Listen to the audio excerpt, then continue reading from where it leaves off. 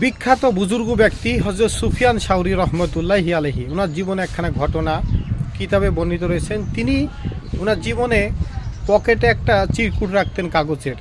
তিনি কাগজটি বারবার পড়তেন, দেখতেন আর গভীর চিন্তায় মগ্ন হয়ে যেতেন। তখন মানুষজন কিন্তু বুঝতে পারতো না যে তিনি বারবার কাগজ দেখেন আর চিন্তায় মগ্ন হয়ে যেতেন, কী করেন তিনি। তো এই সুফিয়ান সাউরি রহমতুল্লাহি আলাইহি ওনার ওই কাগজে লেখা পকেটে সবসময় তিনি রাখতেন। কোনো কারণবশত একদিন পকেট থেকে নিচে পড়ে হারিয়ে গেল। তখন মানুষজন ওই কাগজটি পেল।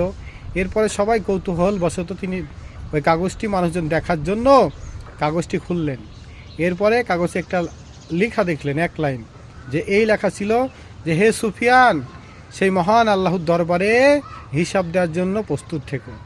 সুবহান আল্লাহ। এই কথা দেখে সবাই আশ্চর্য হয়ে গেলেন।